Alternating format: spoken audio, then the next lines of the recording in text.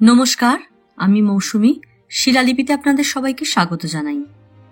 শোনাচ্ছি সাহিত্যিক জ্যোতিরিন্দ্র নন্দীর 12 ঘর এক উঠোন। গল্প পাঠ ভালো লাগলে শেষে একটা লাইক দিয়ে যেতে ভুলবেন না। এখনো যারা আমার চ্যানেলটা সাবস্ক্রাইব করেননি তাদের সকলের কাছে আমার অনুরোধ, প্লিজ আমার চ্যানেলটা সাবস্ক্রাইব করে নেবেন। পাশে যে বেল নোটিফিকেশনটা আছে সেটা অবশ্যই প্রেস করে দেবেন। শুরু করছি উপন্যাসের 13 পর্ব। এ সম্পর্কে খুব বেশি কৌতূহল কি জিজ্ঞাসাবাদ না করাই বুদ্ধিমানের কাজ হবে চিন্তা করে শিবনাথ পরদিন প্রায় সারাদিন বাইরে বাইরে কাটালো। মনে এই নিয়ে দুশ্চিন্তা হতো যদি সে বাড়িতে থাকত। তার হাতে কাজ নেই, তাছাড়া কে গুপ্তর ঘর তার ঘরের লাগোয়া। এ সম্পর্কে একটা দুটো কথাও তার কানে এলে খামোকা মনটা খারাপ হতে পারে চিন্তা করে যেন শিবনাথ রুচি বেরোবার প্রায় পিঠেই পাঞ্জাবি ও একটা র্যাপার গায়ে চড়িয়ে অতিরিক্ত 2 টাকা পকেটে পুরে সোজা শেয়ালদার বাসে চাপল। হ্যাঁ, অনেকদিন পর সে লাইট হাউসে একটা ছবি দেখল।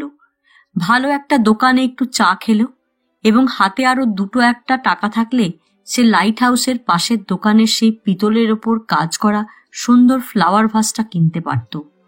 কিন্তু টাকার অভাবে কিনতে না পারলেও বেশ কিছুক্ষণ দোকানের শোকেসের সামনে দাঁড়িয়ে চীনা শিল্পীর হাতের তৈরি জিনিসটি দেখতে অবহেলা করল না। এবং সেটা দেখতে দেখতে শিবনাথ এইটুকু প্রমাণ করল যে কান এক ট্যাংরা বেলেঘাটার বস্তিবাসী হয়েছে বলে সে তার শিল্পবোধ, শিক্ষিত, রুচিসম্মত সুন্দর মনটাকে বিসর্জন দেয়নি। ফুলদানি দেখা শেষ করে সে ঘড়ি দেখল। সন্ধ্যা সে বাড়ি ফিরতে চায়। মানে এখান থেকে এখন রওনা হলে 1 ঘন্টার মধ্যে সে ওখানে গিয়ে পৌঁছবে। বেড়ানো শেষ করে ইতিমধ্যে পারিজাত, দীপ্তি ও তাদের ছেলেমেয়েরা নিশ্চয় ঘরে ফিরবেন। শিবনাথ একান্তভাবে আশা করছিল যদি এই টিউশনিটা হয়ে যায় তবে তার সংসার মোটামুটি সচ্ছল হবে। ব্যবসা বাণিজ্য তার মনের কথা। যদি সেটা সম্ভব নাও হয়, ও বাড়িতে যাওয়া আসা, পারিজাতের সঙ্গে ঘনিষ্ঠ হওয়ার একটা মূল্য আছে বই কি। চাটে পাট, বড়লোকের সঙ্গ রাখা ভালো। রমেশ রায়ের কথাটা তার মনে আছে। দোকানের সামনে থেকে সরে এসে শিবনাথ বাস ধরতে বড় রাস্তার দিকে এগোয়। এমন সময় আর একটা দোকান থেকে বেরিয়ে প্রায় লাফিয়ে পেভমেন্টের ওপর এসে দাঁড়ায়। হ্যাঁ, শিবনাথের সঙ্গে তেমন মাখামাখি না থাকলেও কদিনে অনেক রকম কথাবার্তা হয়েছে লোকটির সঙ্গে। কে গুপ্তর বন্ধু চারু রায়। আপনি এখানে? হ্যাঁ, এই বইটা দেখবার লোভ সংবরণ করতে পারলাম না। শিবনাথ আর চারু রায়কে সিগারেট অফার করল। ওয়ান্ডারফুল। চারু রায় আর চোখে আলোর ফুলকি পড়া লাইট হাউসের আকাশস্পর্শী গম্বুজের দিকে তাকিয়ে ঈষৎ হাসল।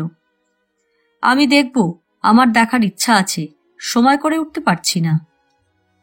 এখানে এই দোকানে? চারু রায়ের সুন্দর বেশভূষা ও মেয়েলি মুখখানা আবার ভালো করে দেখল শিবনাথ। মার্কেটিং? হ্যাঁ, তা। পকেট থেকে একটা লাইটার বার করে সিগারেটের আগা ধরালো। অন্য কিছু না? মুখ থেকে বাড়তি ধোঁয়াটা বের করে চারু রায় বলল, আমার ক্যামেরার ফিল্ম ফুরিয়েছে, তাই কিনতে এসেছিলাম। যেন একসঙ্গে অনেক কথা মনে পড়ল শিবনাথের, কিন্তু সেসব সম্পর্কে এখন আর একটিও প্রশ্ন না করে বলল, যে তল্লাটে বাসা নিয়েছি সেখানে ভালো হাউস নেই এবং যেসব ছবি সে অঞ্চলে দেখানো হয় তা কোনো রুচিসম্পন্ন লোক বসে দেখতে পারে না। বটেই তো। চারু ঘাড় নাড়ল এবং যেন কি ভাবল। তারপর মেয়েদের মতো সবগুলো নির্মল পরিচ্ছন্ন দাঁত একসঙ্গে বের করে দিয়ে হাসল। তা বড় যে একলা? মানে আমি ওদের, আপনার স্ত্রী, ছেলে মেয়েদের কথাই বলছিলাম। নাকি তিনি, আপনার ওয়াইফ, বিলাতি ছবি দেখতে ভালোবাসেন না? বাসেন না মানে? শিবনাথ নাক দিয়ে হাসির মৃদু রকম শব্দ বার করল। দেশি ছবিতে কিচ্ছু থাকে না। রাত দিন তো কমপ্লেন করে শুনি, এবং 6 মাসের মধ্যে সে কোনো বাংলা কি হিন্দি বই দেখেছে বলে আমার মনে পড়ে না। আমিও দেখি না। অন্য আরো 2-1 কাজে আমাকে এদিকে আসতে হয়েছিল, বইটা দেখে ফেললাম। তাছাড়া স্কুল সেরে এখানে এসে তার সিনেমা দেখা সম্ভব হয় না, বেশ দূর পড়ে যায়। ছুটির দিনে ও দেখবে। চারু রায় সিগারেটের ছাই ঝাড়ল। Please excuse me. যেন কি মনে করে হাসল। আপনি কিছু মনে করবেন না। I have seen so many people যারা কেন জানি ফ্যামিলি ম্যান হওয়া সত্ত্বেও, এমনকি অত্যন্ত সলভেন্ট যারা, তাঁরাও ভীষণ একলা একলা ছবি দেখতে ভালোবাসেন। কেন বলুন তো? মানে একেবারে নির্ঝঞ্ঝাট হয়ে স্বার্থপরের মতো তারা এই আমোদটি উপভোগ করেন। তখন তারা দারাপুত্র পরিবার কেউ না। শিবনাথও ঘাড় দুলিয়ে হাসল। Yes, exactly so. কেন এমন হয় বলুন তো? আমার অবশ্য ছবি তোলাই পেশা, কিন্তু যখন বসে দেখি তখন বউ ছেলে মেয়েরা ডাইনে বায়ে না থাকলে বোরিং মনে হয়, তা যত ভালো ছবি হোক না কেন। আমি পারি না, আমারও ভালো লাগে না। হাসিটাকে না নিভিয়ে শিবনাথ বলল, to speak the truth, road to hope দেখতে দেখতে ওরা আজ সঙ্গে ছিল না বলে নিরাশই হচ্ছিলাম। ছুটির দিনে ওদের নিয়ে এসে আবার দেখতে হবে, সকলে মিলে আবার দেখব এ বই। The idea. চারু চোখ বুজে যেন স্বগতোক্তি করল। তারপর শিবনাথের মুখের ওপর সবটা দৃষ্টি মেলে ধরে অত্যন্ত গম্ভীর হয়ে বলল, তা যত খুশি এখন দেখুন ইংরেজি ছবি। বাংলা ভালো ছবি যখন আজও তৈরি হলো না তো করা কি? কিন্তু বলে রাখছি, মায়াকানন যেদিন রিলিজ হবে সেদিন আবার আপনাকে সপরিবারে সে বই দেখতে হবে, না দেখে শান্তি নেই। হা হা। কথা শেষ করে চারু শব্দ করে হাসল। নিশ্চয় দেখব, এবং আমি আশা করছি that will be a great picture. হা হা। আপনি সত্যিকারের একটা বড় জিনিসে হাত দিয়েছেন, এ আমি সর্বদাই ভাবছি। শব্দ করে শিবনাথও হাসল। দুজনের হাসির শব্দে পথচারীরা ঘাড় ফিরিয়ে এদিকে তাকালো। এক তরুণী মেম সাহেব দুটি বাচ্চার হাত ধরে গুটি গুটি চলে যাচ্ছিল। যেন অবাক চোখে বাঙালি ভদ্রলোক দুজনকে সাহেব পাড়ায় দাঁড়িয়ে এতটা প্রগলভভাবে কথা বলতে, উচ্চরাবে হাসতে দেখে মেয়েটি একটু সময়ের জন্য থমকে দাঁড়ালো, এবং তারা যে উচ্চাঙ্গের শিল্প নিয়ে আলোচনা করছে বিদেশিনীর তাও বুঝি বুঝতে কষ্ট হলো না অনুমান করে শিবনাথ ভিতরে ভিতরে অত্যন্ত গর্ববোধ করল। চাকা ঘুরে গেছে, শ্রীমতী বুঝুক। কেবল যে দেশ স্বাধীন হয়েছে বলে বাঙালির ছেলেরা চৌরঙ্গির ছবি ঘরগুলোতে ইংরেজি ছবি দেখতে এসে আজ ভিড় করছে তা নয়। তাদের সূক্ষ্ম শিল্পবোধ, ফিল্ম আর্ট সম্পর্কে চিন্তাধারা কতটা অগ্রসর। শিবনাথের চিন্তায় ছেদ পড়ল। আচ্ছা চলি, নমস্কার। নমস্কার। শিবনাথ দুহাত একত্র করল। আর কোনো কথা না বলে নীরব মেয়েলি হাসিটা ঠোঁটের আগায় ঝুলিয়ে চারু পেভমেন্ট ছেড়ে রাস্তায় নামল, এবং এতক্ষণ পর শিবনাথের চোখে পড়ল সেখানে হলদে টু সিটার দাঁড়িয়ে। হাজারটা গাড়ির ভিড়ের মাঝখান দিয়ে পথ করে করে কেমন আশ্চর্য নিপুণতার সঙ্গে চারু রায় বেরিয়ে গেল। চুপ করে কতক্ষণ দাঁড়িয়ে শিবনাথ দেখল। ছোট্ট হলদে গাড়িটা অদৃশ্য হতে সে একটা দীর্ঘশ্বাস ফেলল। কত ভদ্র, কত মার্জিত রুচি, মনে মনে বলল শিবনাথ। এত কথা, এতটা আলোচনার মধ্যে একবারও যে চারু ট্যাংরা বেলেঘাটার বস্তি, বনমালীর দোকান, এমনকি কে গুপ্তর প্রসঙ্গ তোলেনি, সেজন্য শিবনাথ মনে মনে শ্রদ্ধা জানালো লোকটিকে। সত্যিই তো, এখানে এই বিলাসী পাড়ায়, এমন গমগমে আবহাওয়ায়, যেখানে শুধু হাসি, বিলাতি বাজনা, বর্ণাঢ্য পোশাকের চমক আর প্রসাধনের মিষ্টি গন্ধে বাতাস ভুরভুর করছে, সেখানে হঠাৎ বেকার বাউন্ডুলে হতভাগ্য কে গুপ্তর কথা কেমন বেমানান ঠেকত। যেন চারুর সঙ্গে একটু সময়ের আলাপের পর তার শরীর মন আরো ঝরঝরে প্রফুল্ল হয়ে গেছে। প্রায় শীষ দিয়ে উঠল শিবনাথ এবং বাস ধরতে সামনের দিকে এগোতে লাগল। ফুরফুরে মিষ্টিগন্ধটা কিসের চিন্তা করতে করতে পরে শিবনাথের বুঝতে কষ্ট হয় না, হেয়ার অয়েল, প্যারিসিয়ান পপি। কে মেখেছে, কার মাথায়, ভাবল সে। ভেবে পরে অনুমান করল নিশ্চয় সেই মেয়েটি।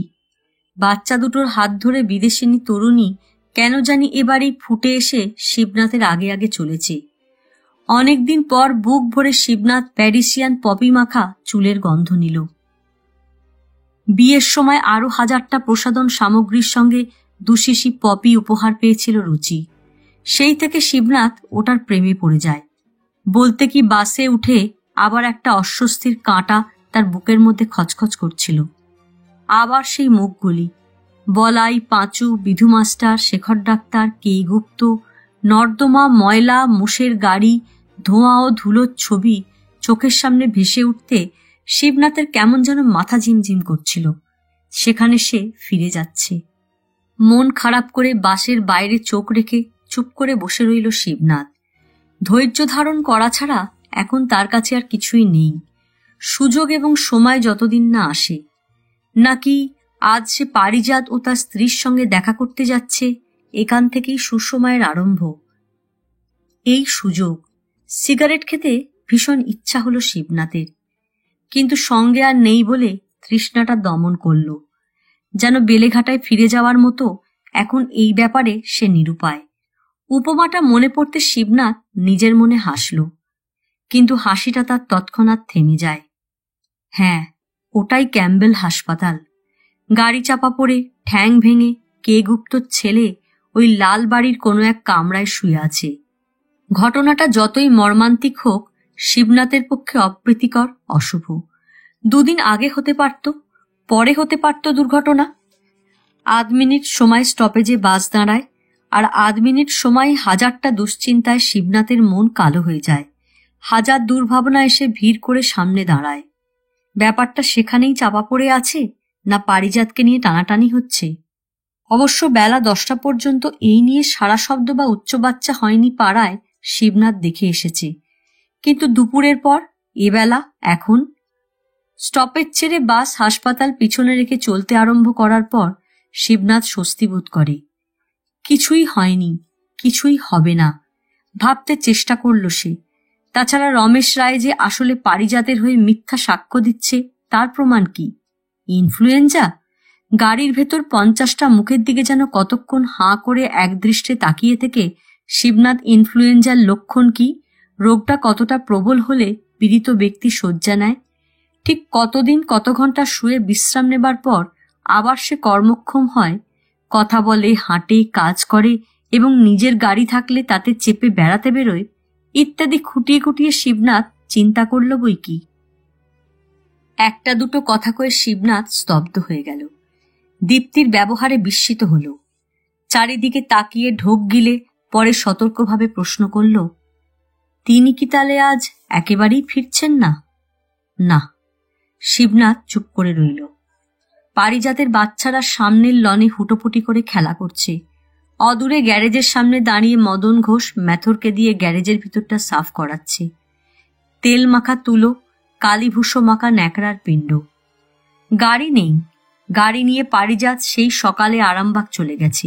সামনে ইলেকশন, সেখানে তার রাজনৈতিক বন্ধুদের সঙ্গে পরামর্শ চলেছে রাত দিন। দীপ্তি তার লাল ফোলা ফোলা চোখ তুলে বলল, আপনারা ভাবেন রায় সাহেবের বাড়ির বউ দীপ্তি রানী অগাধ সুখে ডুব মেরে আছে, এখন সুখটা দেখে যান। শিবনাথ চোখ নামালো। আপনি কি মনে করেন আমিও খুব বেশি ভাবি ছেলে মেয়েদের লেখাপড়ার জন্যে? একটুও না। যেদিন এ বাড়িতে বিয়ে হয়ে পা দিয়েছি সেদিন জেনেছি এখানে আমার গর্ভে যেসব সন্তান জন্মগ্রহণ করবে তারা আর যাই করুক লেখাপড়া শিখে সাধারণ মানুষের মতো থাকতে চাইবে না। দীপ্তি বারান্দায় পায়চারি করতে থাকেন। আমার বেলায় দোষ? আমি মন্টু আর মন্টুর বন্ধুদের নিয়ে ব্যাডমিন্টন খেলি আর লেকের জলে নৌকা ভাসাই। এখানে এসে তো পরপর আমি অনেকগুলো রিপোর্ট পেলাম। আরামবাগের কুঞ্জে যখন বোতল আর পলিটিক্স চলে, তখন 16-17 বছরের 2টি নাবালিকা এক একটি বুড়োধারীর মুখের কাটলেট কেড়ে খায়। দীপ্তি ঠিক শিবনাথের দিকে তাকায় না। পায়চারি বন্ধ করে হঠাৎ দাঁড়িয়ে পড়ে বারান্দার লাগোয়া একটা স্বর্ণচাপা গাছকে লক্ষ্য করে তর্জনী তুলে প্রায় চিৎকার করে বলেন, তার চেয়ে 100 গুণে ভালো মন্টুরা। আমাদের পাড়ায় ভদ্রলোকের ছেলেরা পলিটিক্সের মুখোশ পরে রাত্রে প্রস্টিটিউট নিয়ে ফুর্তি করে না। তারা ঘরে থাকে, খাঁটি গৃহস্থ জীবনযাপন করে সংসারের সুখ দুঃখ ভালোবাসা বিচ্ছেদকে অনুভব করে। তারা অনেক বেশি ভদ্র, নিরীহ। তোমাদের মতো নারী মাংস লোলুপ কুকুর নয়। রাতারাতি যারা বড়লোক হয় তারা, তাদের ছেলেরা এই শ্রেণীর আমি কি জানতাম না? আমি কি তখনই চিন্তা করিনি? হঠাৎ এত জোরে দীপ্তি চিৎকার করে উঠল যে শিবনাথ হতভম্ব হয়ে গেল, ভয় পেল। বাইরের শিশুগুলো খেলা ফেলে ছুটে এসে সিঁড়ির কাছে থমকে দাঁড়ালো। গ্যারেজে ঝাঁট দিচ্ছিল ঝাড়ুদার, চমকে মুখ তুলে এদিকে তাকালো। আস্তে আস্তে সামনে এসে দাঁড়ালো বাড়ির সরকার মদন ঘোষ। তা আপনি এদের সামনে এসব বলছেন কেন? এরা বাবুর প্রজা, ভাড়াটে। মদন ঘোষ শিবনাথের দিকে তাকালো। শিবনাথ নীরবে মুখ নামিয়ে হাতের নখ খুঁড়তে লাগল। দীপ্তি চুপ করলেন, কিন্তু ক্রোধ চাপতে গিয়ে বুকটা একেবারে পাহাড়ের মতো উঁচু হয়ে উঠে তারপর লম্বা একটা নিঃশ্বাসের সঙ্গে সেটা থেমে যায়। শিবনাথ লক্ষ্য করল, যেন মা এক্ষুনি আবার উত্তেজিত হচ্ছে না। চেহারা দেখে বুঝতে পেরে বাচ্চারা এবার সাহস করে ঘাস ছেড়ে বারান্দায় উঠে মার হাত ধরে বলল, আমরা খাবো মা, আমাদের খিদে পেয়েছে। ওদের হাত ধরে নিঃশব্দে দীপ্তি ভেতরে চলে গেলেন। ফুল ও পাখি আঁকা পর্দাটা শিবনাথের চোখের সামনে দুলতে থাকে। শিবনাথের স্ত্রী উচ্চশিক্ষিতা, স্কুলে চাকরি করছেন। এই হিসাবে মদন ঘোষ গোড়া থেকেই শিবনাথকে একটু সমীহ করে আসছে। মদন চোখের ইশারায় শিবনাথকে ডাকতে সে উঠল এবং সরকারের সঙ্গে বেরিয়ে রাস্তায় নেমে এলো। কি ব্যাপার? গলা পরিষ্কার করে শিবনাথ প্রশ্ন করতে মদন ঘোষ অল্প অল্প করে হাসে। ব্যাপার তো চোখে দেখে এলেন, কানে শুনলেন স্যার, কিন্তু আমার সেই ব্যাপারে কিছু যে। শিবনাথ চিন্তিত এবং চাপা গলায় সে কথাটা তুলতেই মদন মাথা নাড়ল ও খুব করে কাশবার মতো শব্দ করে হেসে নিকেলের চশমার ফাঁক দিয়ে আর চোখে আর একবার পারিজাতের বাংলোর দিকে তাকিয়ে নিয়ে শিবনাথের কাছে মুখটা সরিয়ে আনল। মশাই, আপনি দেখছি ওই যে কথায় বলে, উনুনে হাঁড়ি চাপিয়ে চাল কিনতে এলাম বাজারে, সবুজ সয় না। শিবনাথ লজ্জিত হয়ে চুপ করে রইল। রাগ করলেন? মদন নিজেও লজ্জা পেল যেন বেমক্কা কথাটা বলে ফেলে। খাতির দেখাবার জন্য একটা হাত শিবনাথের কাঁধের ওপর রাখল। শিবনাথ রাগ করল না, বাঁ হাতটা সরালো না। টের পেয়ে মদন ঘোষ হেসে বলল, মশাই, বড়লোকের বাড়ির কাজ বুঝতে পারছেন না? আপনাকে তিনি কি বললেন? কর্তা আরামবাগে গেছেন, কখন ফিরবেন জানি না, এই তো? শিবনাথ ঘাড় নাড়ল। মশাই, কাল থেকে ভয়ানক হুলুস্থুলু বাড়িতে। আন্ডা বাচ্চাগুলোর প্রাইভেট মাস্টার রাখা নিয়ে কর্তা চাইছেন এখানকার লেখাপড়া জানা লোককে দিয়ে কাজ চালাতে। গিন্নির শখ তাঁর ও পাড়ার মানে বালিগঞ্জের ছোকরা কেউ এসে পড়াক। একটা তিক্ত ঢোক গিলে শিবনাথ প্রশ্ন করল, তাই নাকি? তা কিছু মীমাংসা হলো এর? জানি না। তেমনি বিরস কণ্ঠে মদন বলল, শুনছিলাম সকালে চায়ের টেবিলে বসে দুজনার ঝগড়া।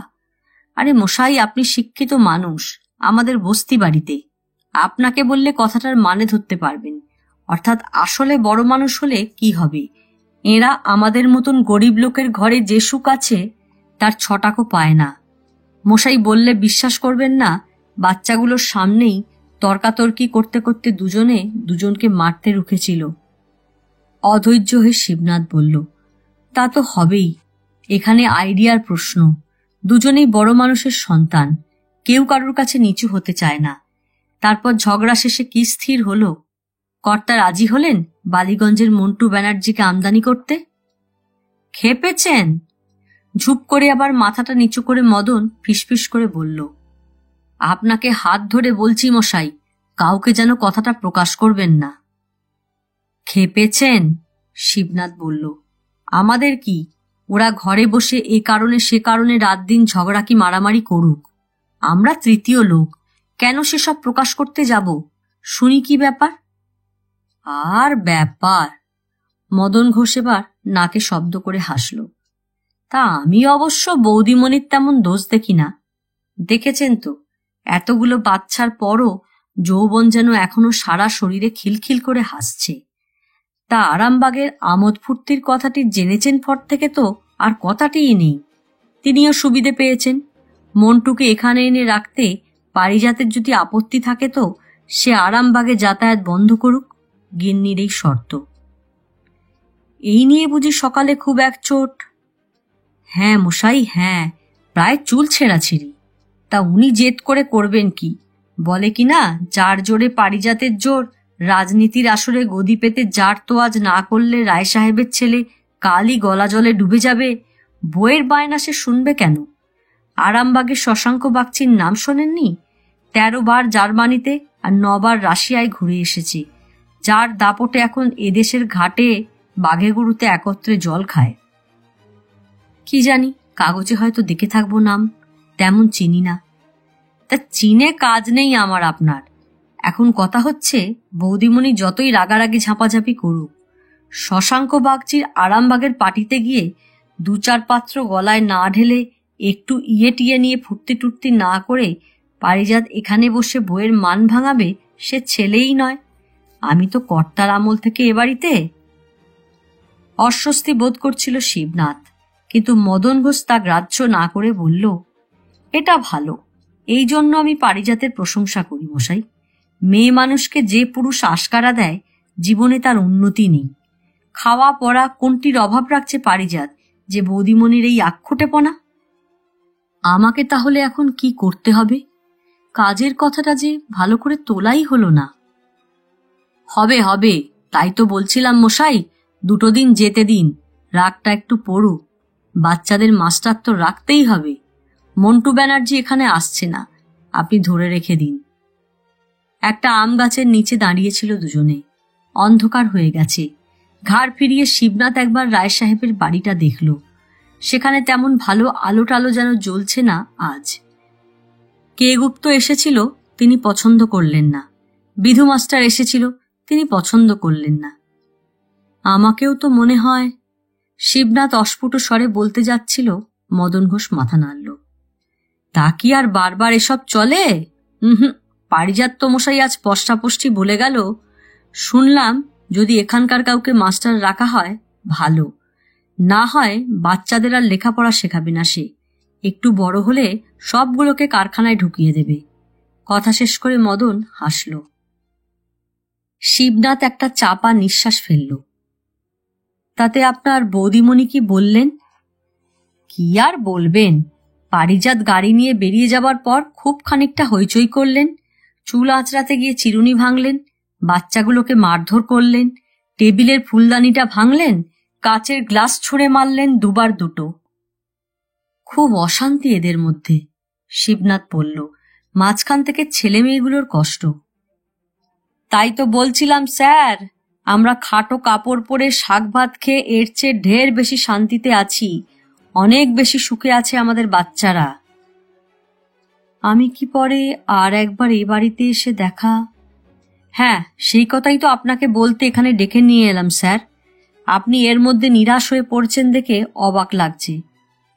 শুনুন শুনুন, কথায় বলে বাড়ির গরু ঘাটের ঘাস খায় না, তা খাবে।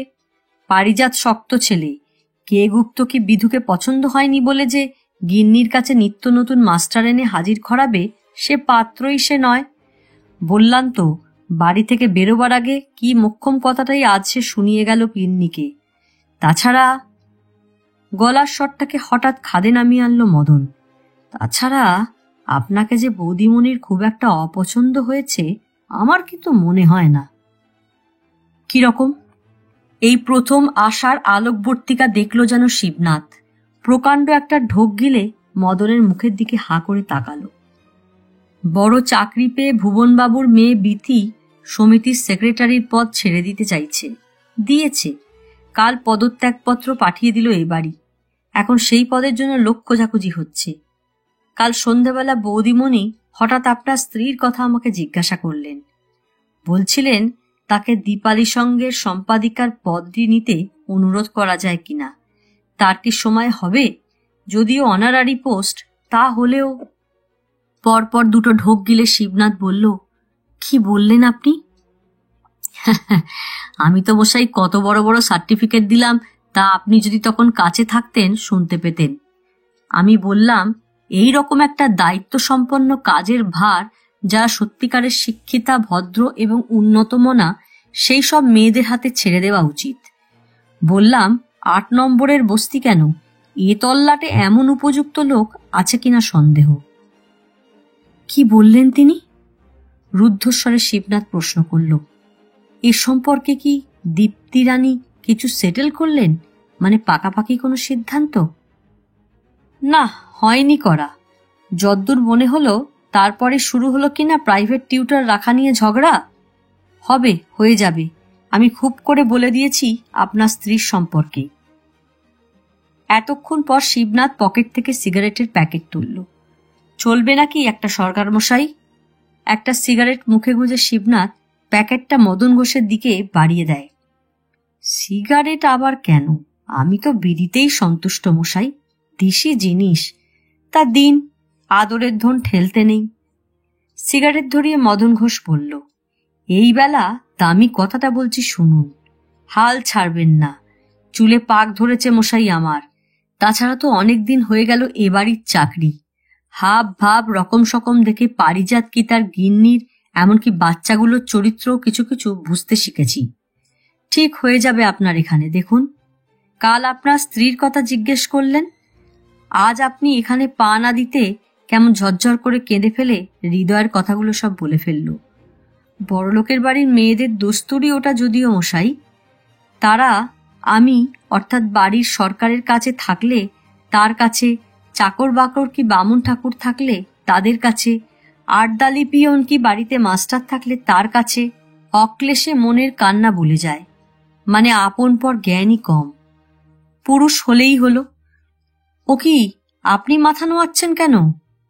না না মশাই, এটা যে আমি মনিপত্নীর নিন্দা করছি তা না। আপনি ভেবে দেখুন, তারা তোয়াক্কা করে না সুনামের। ধরুন কাল যদি দীপ্তি রানী এই আস্তানা ছেড়ে বাপের বাড়ি চলে যান, তো আর আপনার তেমন সুযোগ আসবে না। কি মাইনের কথাও যদি ওঠে, আমি বলতে পারি পারিজাত 12-12-24, আর বলে কয়ে যদি 30 করা যায় তো ওই, আর কিছু না। এক বাটি চা না। আর আপনি যদি অন্দরমহল দিয়ে ঢোকেন, হ্যাঁ বৌদিমণির কথা বলছি, তার মন ভিজিয়ে কাজটি বাগিয়ে ফেলতে পারেন তো 50 টাকা মাইনে ঠিক করবেন উনি আপনার। রোজ চা পাবেন, হালুয়া পাবেন, টিফিন, বিকেলে গেলে গরম সিঙাড়া খেতে পাবেন। মশাই, চুলগুলো পেকে গেছে। তাছাড়া আইএ বিএ পাশ করিনি, বিদ্যে কম, মাস্টার হবার যোগ্যী নই। নয়তো এই সুযোগ আমি হাতছাড়া করতুম নাকি। না, ব্যারিস্টার যেখানে ক্যান্ডিডেট। শিবনাথ স্বগতোক্তির মতো খেদ প্রকাশ করে একটা দীর্ঘশ্বাস ফেলল। আমার হবে না। আরে ধ্যাত মশাই, ব্যারিস্টার রাখবার পারিজাতের এখন ক্ষমতা কই? মদন ঘোষ আচমকা ধমক দিয়ে উঠল। ইলেকশন করে ও এখন পাগল।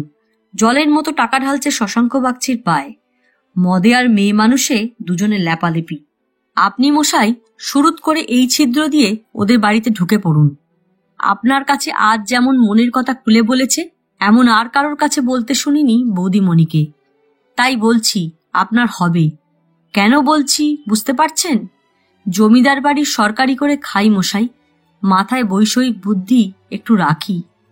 কই, বার করুন তো আর একটা সিগারেট। সরকার এবার গুজগুজ করে হাসল। শিবনাথ নিঃশব্দে প্যাকেটটা তার হাতে তুলে দিল। সিগারেট ধরিয়ে মদন ঘোষ বলল, কে গুপ্তটা পাগল।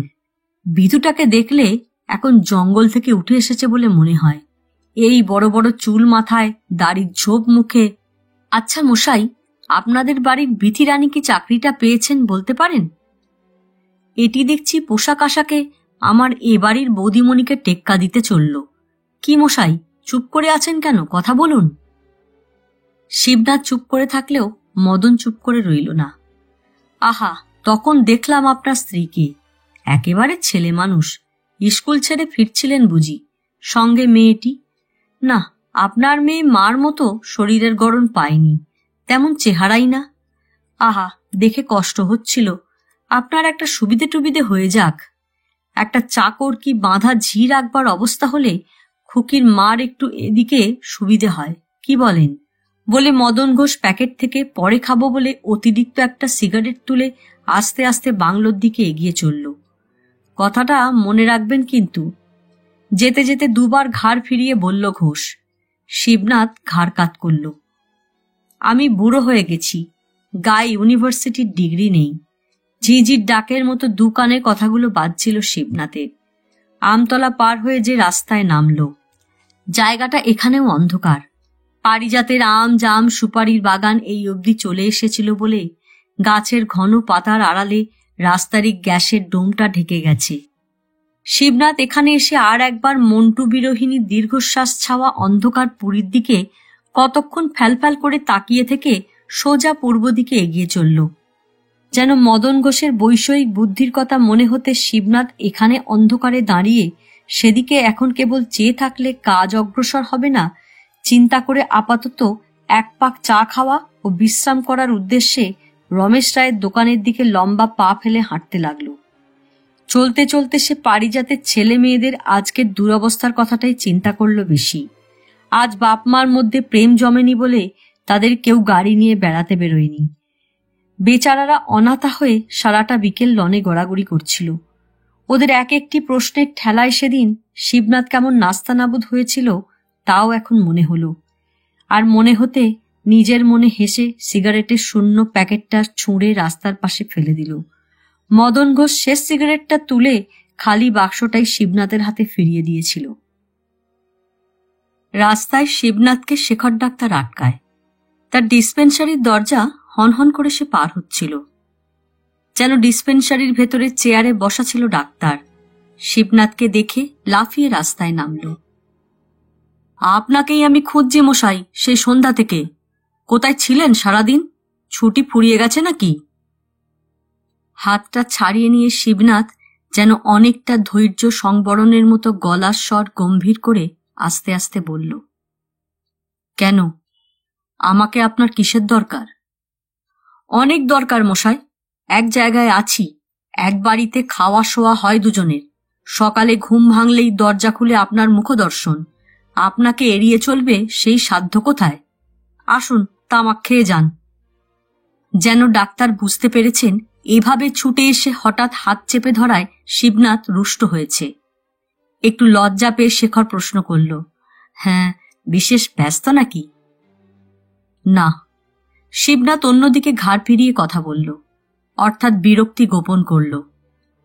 তবে স্যার, ভিতরে আসুন। বড় বিপদে পড়ে গেছি। আপনার সঙ্গে একটু কনসাল্ট করার দরকার হয়ে পড়েছে। হঠাৎ এরকম করুণ স্বর শুনে শিবনাথ চমকে উঠল। কি হয়েছে আপনার? ঘাড় ফেরালো সে ডাক্তারের দিকে। আসুন স্যার, ভেতরে আসুন। না বসে বলতে পারবো না। শেখর আবার শিবনাথের হাত ধরল। শিবনাথ বুঝল নিছক বসে গাল গল্প করতে লোকটা ছুটে এসে তার হাত চেপে ধরেনি। একটা উঠোনের ওপর আছে, সেই আত্মীয়তার দাবিতে বিপদে পরামর্শ চাইতে তাকে হিড় হিড় করে টেনে নিয়ে যাচ্ছে। বসুন বসুন। ডাক্তার ঘরে ঢুকে একটা চেয়ার দেখিয়ে দিল। শিবনাথ এই প্রথম ডিসপেন্সারির ভিতর ঢুকল। চেয়ারটা দেখিয়ে দিয়েই ক্ষান্ত হল না শেখর। নিজের কাপড়ের খোঁট দিয়ে ধুলো মুছে দিল। বসুন। চেয়ারে বসে লক্ষ্য করল শিবনাথ টেবিল, আলমারির কাচ, এমনকি ঘরের দেওয়ালগুলো পর্যন্ত ধুলোয় আচ্ছন্ন। এত ধুলো আসে কোথা থেকে? রাস্তার। শালার রাত দিন লরি আর মোষ চলছে। আমরা কি আর এখানে মানুষের মতো বাস করছি? ডাক্তারের এই উক্তিতে শিবনাথ কিছু মন্তব্য করল না। আলমারির মাথায় বসানো টাইম পিসটায় সময় দেখছিল সে। সেটাও ধুলোতে ঢাকা। ময়লা কাচের মধ্যে দিয়ে অনেক কষ্টে সে সময়টা দেখতে পেল। 7:10। সময় দেখে শিবনাথ এদিকে ঘাড় ফেরাল। কি বলুন? যেন ডাক্তার মাটির দিকে তাকিয়ে কি ভাবছিল। যখন মুখ তুলল শিবনাথ দেখে বুঝল লোকটি খুবই চিন্তান্বিত। কিন্তু ডাক্তারের দিক থেকে সরে তৎক্ষণাৎ তার দৃষ্টি বাঁদিকে চলে গেল। কোনার দিকের বেঞ্চটায় একটি ছেলে বসে আছে মুখ গুঁজে। জায়গাটায় একটা বাক্সের আড়াল আছে বলে অন্ধকার মতন। এতক্ষণ পর শিবনাথ ছেলেটিকে দেখতে পেয়ে চিনল। এর নাম সুধীর। আমাদের বাড়িতে দেখেছেন। ডাক্তারের দিকে চোখ রেখে শিবনাথ মাথা নাড়ল। এবং ছেলেটি সম্পর্কে অনেক কথা কানে এসেছে আমার, বলা উচিত ছিল শিবনাথের, কিন্তু বলল না। গম্ভীরভাবে শুধু আর একবার সুধীরের দিকে তাকালো। আর এর নাম শিবনাথ বাবু। ইনি একজন গ্র্যাজুয়েট, তাঁর স্ত্রী graduate, highly cultured family. Doctor পরিচয় দিতে সুধীর হুট করে একবারটি শিবনাথের আপাদমস্তক লক্ষ্য করে ফের মাটির দিকে চোখ নামালো এবং পূর্ববৎ কাঠের মতো স্থির ও শক্ত হয়ে চুপ করে বসে রইল।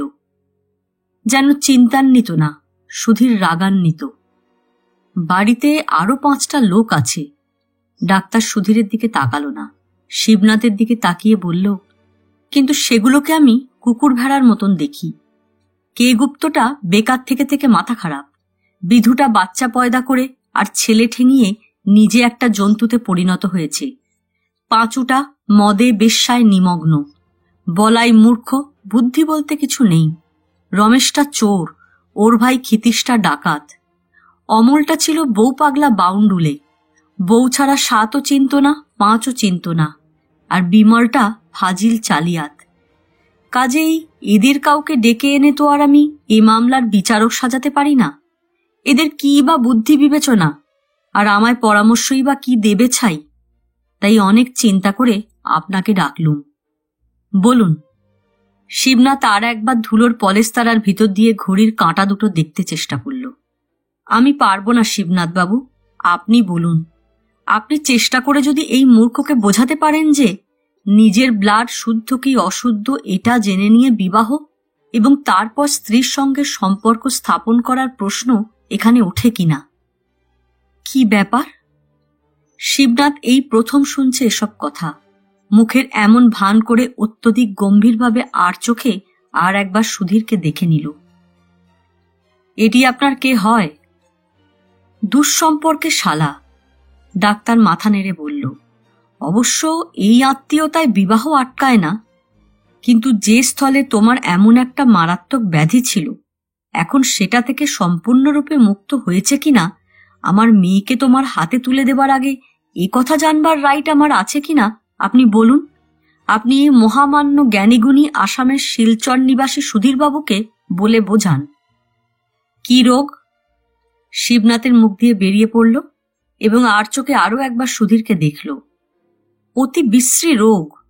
শেখর ডাক্তার ঘৃণায় মুখ বিকৃত করল।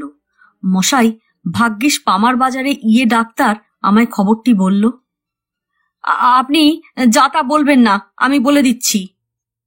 ওধার থেকে যেন বারুদের মতো জ্বলে উঠল সুধীর। আমার কোনোদিন এসব অসুখ ছিল না।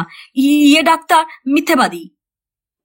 সেই জন্যই তো বলছিলাম বাপু একটা ব্লাড এক্সামিন করিয়ে নাও, তাতে তোমার আপত্তি কি? শেখরও জোরে ধমক দিয়ে উঠল সুধীরকে। বেশ তো, যদি মনে করেন আমার ব্যারাম আছে আমি আসব না। আমি তো চাই না আপনার বাড়িতে আসতে, আপনারা ডাকেন।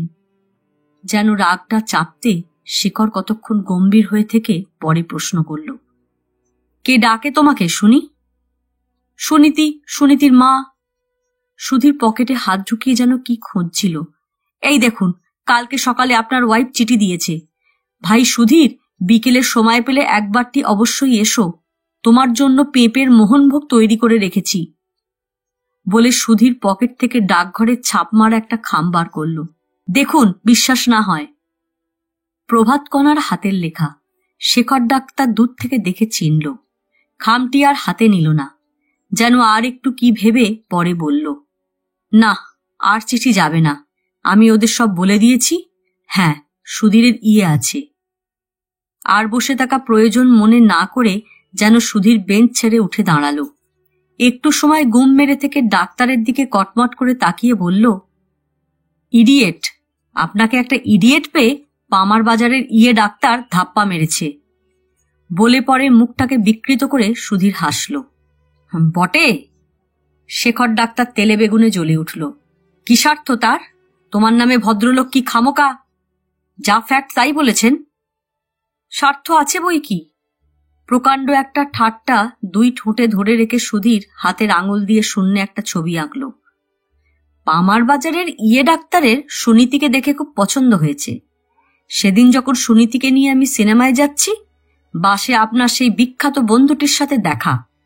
তিনি বাসে উঠে আমাকে ধাক্কা মেরে সিটটা থেকে তুলে দিয়ে সুনীতির পাশে বসে পড়েন আর সারা রাস্তা সুনীতির ঘাড়ের ওপর হাত রেখে বললেন, মা মা, তুই আমার বাড়িতে একবারটি যাবি মা। আহা, তুই আমার বন্ধু শেখরের মেয়ে, আমার কত আদরের জন। তোর জ্যাঠাইমা তোকে দেখতে পাগল। কুলিয়া ট্যাংরা থেকে পামার বাজার তো খুব বেশি দূরে না পাগলি, ইত্যাদি। বলে সুধীর খুব করে হেসে ফেলল। মিথ্যেবাদী, লায়ার। ডাক্তার কখনোই এত বড় মেয়ের ঘাড়ে হাত রেখে কথা কইবে না। তুমি স্কাউন্ড্রেল, এমন বানানো কথা বললেই আমি বিশ্বাস করব? Scoundrel, idiot. সুধীরও চোখ লাল করল। তুমি গিয়ে সুনীতিকে একবার জিজ্ঞেস করো বুড়ো তার কাঁধে হাত রেখেছিল কিনা শিয়ালদা পর্যন্ত। গাড়ি থেকে নেমেই সুনীতি আমাকে কথাটা বলল।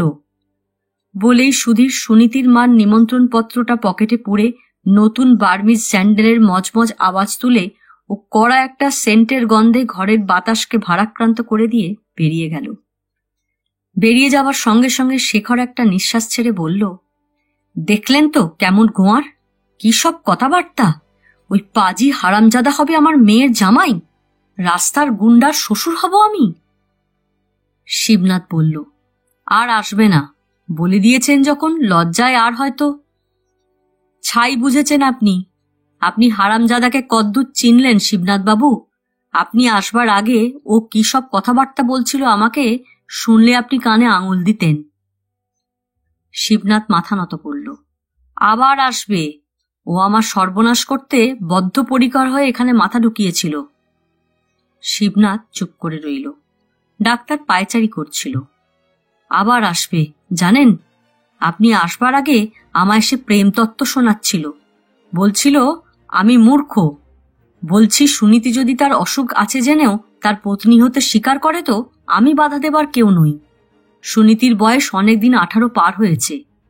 ঘড়ি দেখতে ঘাড় ফেরাতে শিবনাথ বেশ কিছুক্ষণ ছটফট করছিল, কিন্তু ডাক্তার এমন সব হৃদয় বিদারক কাহিনী শোনাচ্ছিল যে যেন অনেকটা লজ্জা ও ভদ্রতার খাতিরে সে একটু সময়ের জন্য ওদিকে তাকানো মুলতুবি রাখল এবং মনোযোগ সহকারে সুধীরের কাহিনী শুনল। কিউপিড ইজ ব্লাইন্ড, হারামজাদা আমায় বোঝাচ্ছিল আমি শেক্সপিয়ার পড়িনি, একটা অকাট মূর্খ। মেটেরিয়া মেডিকা মুখস্থ করা লোক মানুষের মনের কামনা বাসনার তথ্য বুঝতে পারে না। বলছিল আগেই নাকি সুনীতিকে এসব কথা বলাটালা হয়ে আছে এবং সুধীরের যে আর অসুখের চিহ্নটি নেই সুনীতি তার বড় প্রমাণ। তার অধিক কিছু নাকি এ সম্পর্কে আমাকে আর বলার নেই। শিবনাথ জোর করে ঘড়ি দেখতে ঘাড় ফেরাল। কই শিবনাথ বাবু, আপনি আমাকে বুদ্ধি দিন, আমাকে পরামর্শ দিন। এই বিপদ থেকে আমি কি করে উদ্ধার পাব? বিদ্বান শিক্ষিত মানুষ আপনি, যদি আমাকে এড়িয়ে যান আমি কোথায় দাঁড়াই বলুন? খুব অনিচ্ছা সত্ত্বেও এদিকে তাকালো শিবনাথ এবং অত্যন্ত নীরস কণ্ঠে প্রশ্ন করল, আর কিছু বলেছে আমি আসার আগে? বলেছে আমার সর্বনাশ হয়ে যাবে আমি যদি এখন সুনীতিকে বাধা দিই, বাড়াবাড়ি করি, সুধীরের সঙ্গে মেলামেশা না করতে তো ফর লাইফ আমাকে অনুতাপ করতে হবে। আপনি সুনীতিকে বুঝিয়ে বলুন যে সুধীরের অসুখ আছে কি নেই না জানা পর্যন্ত যাতে সে তার নিজের দিক থেকে অন্তত সাবধান থাকে। বিয়েতে তার অনিচ্ছা থাকাটাই এখন বড় কথা। মশাই! শেখর ডাক্তারের গলা দিয়ে যেন শব্দ বেরোচ্ছিল না, খসখস করছিল কথাগুলো। বেশি সর্বনাশ করেছে সুনীতির মা। বিয়ে বিয়ে করে মেয়ের কানের ফুলকা দুটো উনি ঝাঁঝরা করে ফেলেছেন। মানে সর্বনাশ শুরু হয়ে গেছে আমি চোখের সামনে দেখতে পাচ্ছি শিবনাথ বাবু, তাই তো ডেকে এনেছি আপনাকে। কি বলছি এসব? সুনীতি আপনাকে কিছু বলেছে? আমার সঙ্গে কথা বলছে না, কাল রাত্রে খায়ওনি, আজও এখনো পর্যন্ত উপবাস। অত্যন্ত অপ্রিয় প্রসঙ্গ, কিন্তু বাধ্য হয়ে শিবনাথকে ফের প্রশ্ন করতে হলো। মা, আপনার স্ত্রী কি বলছেন? সুধীর সম্পর্কে কিছু বুঝিয়েছিলেন কি তাকে? ফেলিওর হয়েছি মশাই, ব্যর্থ কাম হয়েছি বোঝাতে গিয়ে। কি বলতে তবে আপনাকে আমি ডেকে আনলাম ডিসপেন্সারিতে? আমাদের হোমিওপ্যাথিক শাস্ত্রে মশাই এ ধরনের রোগিণীও আছে, who loves her daughter's lover, that type Prabhatkana. হ্যাঁ, আমার স্ত্রী দ্যাট টাইপ অব উম্যান। আপনাকে বলতে পেরে আমার বুকটা হালকা হয়েছে। ধরে দেখুন শিবনাথ বাবু। বলে খপ করে শিবনাথের হাত চেপে ধরে শেখর প্রায় জোর করে সেটা টেনে তার বুকের কাছে নিয়ে যেতেই শিবনাথ হাত সরিয়ে আনল। আরে মশাই, আমাকে যেতে দিন, কাজ আছে। এই ব্যাপারে আপনাকে আমি কি সাহায্য করতে পারি? যেন লজ্জিত হলো শেখর ডাক্তার। ঘরের বাতাসে সুধীরের পরিত্যক্ত সেন্টের গন্ধটা টেনে নেবার মতো করে জোরে নিঃশ্বাস টেনে বলল, না, আমার এটা প্রাইভেট লাইফের কথা। লোকে টাকা পয়সার অভাবে ভোগে, আমি ভুগছি বাড়ির যিনি কর্ত্রী, ঘরের গৃহিণী, তিনি একটা মারাত্মক ব্যাধিতে ভুগছেন দেখে। বলে ডাক্তার হাতের দুটো আঙুল দিয়ে কপালের রগ টিপে ধরল। টাইমপিস ঘড়িটার টিকটিক আওয়াজ শোনা যাচ্ছিল, যেন আজ ঠান্ডাটা খুব কম, গুমোট। কতক্ষণ স্থির হয়ে ভেবে নিয়ে কথাটা চিন্তা করার পর ডাক্তার বলল, আমার ব্যক্তিগত জীবন কত দুঃখের তাই আপনাকে শোনাচ্ছিলাম। বলে ডাক্তার সুধীর সম্পর্কে নিজের স্ত্রীর কথাবার্তা ও ব্যবহারগুলো একটা একটা করে খুলে বলল। ছেলের অসুখ আছে কথাটাই প্রভাতকণা বিশ্বাস করতে চাইছে না। কেন? তার কারণ কি শুনতে গিয়ে প্রশ্নটা করা মাত্র শেখর স্ত্রীর কাছে ধমক খেয়েছে। বলছে মেয়ের বয়স হয়ে গেছে, তা অসুখে ওরা ভুগুক, তোমার কি, ছেড়ে দাও। সুনীতি যখন মাথা পেতে সব ঝুঁকি নিতে চাইছে তখন তুমি আর অমত করো না, ইত্যাদি। বলা শেষ করে ডাক্তার বলল, বুঝেছেন মশাই, এটা হলো ক্যান্থারিসের লক্ষণ। সেদিন ভাতের গরম ফ্যান পড়ে সঙ্গে সঙ্গে আমার স্ত্রীর হাতে এত বড় ফোসকা পড়ে যায়। ছোকের মাথায় আমি তাড়াতাড়ি 1 কাপ জলের সঙ্গে খানিকটা স্ট্রং টিনচার ওকে খাইয়ে দিলাম। তার জের চলছে, ফোসকাটি সারল, কিন্তু ওই যে ক্যান্থারিসের যা সিমটম, বুড়ো বয়সে প্রভাতকণা আজ তাতেই ভুগছে। স্ট্রং সেক্সুয়াল ডিজায়ার, অত্যধিক সেক্স কনসাসনেস। হ্যাঁ, প্রভাতকণা তার সন্তানের বয়স বলুন, যৌবন বলুন, মা হয়ে আগে ভাগে মাথা পেতে, বলতে গেলে গায়ে পড়ে যেন অনুভব করতে চাইছে। ফিলিং দ্যাট ব্লাডি সমস্ত ইন্দ্রিয়গুলোর অস্থিরতা বা ক্ষুধা তৃষ্ণা যাই বলুন বেড়ে গেছে ওর। অ্যান্টিডোট ছিল, আছে, কিন্তু আমার কপাল মন্দ। এরপর কিছুতেই বলে করে আর 1 ফোঁটা ওষুধ সুনীতির মাকে গেলাতে পারলাম না মশাই। ভগবান বিরূপ, না হলে সমস্ত হোমিওপ্যাথিক মেডিসিনের ওপর ওর বিতৃষ্ণা জাগবে কেন? ন্যাশ বলেন। আচ্ছা, আমি উঠি। শিবনাথ চেয়ার ছেড়ে উঠে দাঁড়ালো। না মশাই, আপনাকে বিরক্ত করলুম, পার্ডন মি, ক্ষমা চাইছি। আস্ত কথা হচ্ছে, শালা ওই সুধীর ছোকরা আস্ত গুন্ডা। আমি যদি বাড়ির মেয়েদের ওপর আরো বেশি কড়াকড়ি করি এবং তার এখানে আসা একেবারে বন্ধ করে দিই, তো স্কাউন্ড্রেল আমাকে গুন্ডা লাগিয়ে মারতে পারে, সেই আশঙ্কা আছে। তা আমি করব কি? অসহিষ্ণু হয়ে শিবনাথ রাস্তা ধরতে ডাক্তারকে হাত দিয়ে সরাতে গেল। হাতখানা ডাক্তার এবারও খপ করে ধরে ফেলে অস্থিরভাবে বলল, আমি তাই আপনার সাজেশন চাইছি স্যার। এ বাড়িতে ছাগল গরুকে তো আর ডেকে এনে সব সিক্রেসি আউট করা যায় না। তাই আপনাকে জিজ্ঞেস করছিলাম, থানায় কি একটা ডায়েরি করে রাখবো যে একটা গুন্ডা প্রকৃতির ছেলে আমার বাড়িতে যাওয়া আসা করছে, আমি নিষেধ করলেও মানছে না, কিছু বলতে গেলে উল্টে ধমক দেয়। তা করতে পারেন। শিবনাথ এবার না হেসে পারল না, অবশ্য শব্দ করল না, ঠোঁট মুচড়ে হেসে বলল, বাড়িতে সুধীর ঘোষ কার কাছে আসে, কেন আসে, থানায় কিন্তু তা আপনি গোপন করতে পারবেন না। সিক্রেসি সেখানে আউট করতেই হবে। তা হোক গে, তাতে আমি গ্রাহ্য করি না, কিন্তু আপনাকে আমি বলে রাখছি, I shall teach that rascal a good lesson. দরকার হলে আপনি উইটনেস হবেন। থানার লোক যদি এসে জিজ্ঞেস করে পাড়া প্রতিবেশী কাউকে, তো আমি আঙুল দিয়ে আপনাকে দেখিয়ে দিয়ে বলবো, একে প্রশ্ন করুন। প্রতিবেশী হিসেবে আমি একে সবচেয়ে উচ্চ সম্মান দিই, কি বলেন? স্কাউন্ডেলটা যে সুনীতিকে না পেলে আমার মাথা দুফাক করে দেবে, তার চেহারা, চাউনি, কথাবার্তায় আপনার সেই ধারণা জন্মাতে তো আর বাকি নেই। সুতরাং এখন আমাকে সেভ করুন স্যার। সে দেখা যাবে, বলে শিবনাথ শেখরকে রীতিমতো ঠেলে সরিয়ে দিয়ে চৌকাঠ পার হয়ে তাড়াতাড়ি রাস্তায় নেমে এলো। থানা আর পুলিশ, আসামি, সাক্ষী, অর্থাৎ আর একটা দুশ্চিন্তা। কে গুপ্তর ছেলে রুনু গাড়ি চাপা পড়েছে, সেই মামলায় দারোগার কাছে রায় সাহেবের ছেলে পারিজাত ইনফ্লুয়েঞ্জায় কাতর হয়ে 3 দিন বিছানায় পড়ে আছে কিনা সত্য সাক্ষী হতে কাল শিবনাথকে যেমন কে গুপ্ত অনুরোধ জানিয়েছিল, আজ ডাক্তার তাকে রিকোয়েস্ট করছে মেয়ের সঙ্গে মিশতে সুধীরকে নিষেধ করা হয়েছে। এখন সুধীর গুন্ডা লেলিয়ে তাকে মারধর করবে, এমনকি মার্ডারও করতে পারে। দারোগা এসে জিজ্ঞাসাবাদ করলে শিবনাথ এসব নিজের কানে শুনেছে যেন বলে দেয়। যত সব মাথা খারাপ। রাস্তায় চলতে চলতে শিবনাথ নিজের মনে বিড়বিড় করে উঠল। তাছাড়া লোকটাকে, তার চালচলন, বেশভূষা এখানে এসে পা দেওয়ার পর থেকে দেখে দেখে এতটুকু সহানুভূতি শিবনাথের মনে সৃষ্টি হয়নি। সে পারতপক্ষে শেখর ডাক্তারকে এড়িয়ে চলছিল। কি সব ঘটনা! পাত্রের কুৎসিত রোগ, বাপ সন্দেহ করছে, মা মেয়ে কথা শুনছে না, গুন্ডা, মারামারি, তুমি তার সাক্ষী থাকবে। কাঁধ থেকে ধুলো ঝরার মতন শিবনাথ হোমিওপ্যাথের প্রস্তাবগুলোকে মন থেকে তাড়িয়ে দিলে।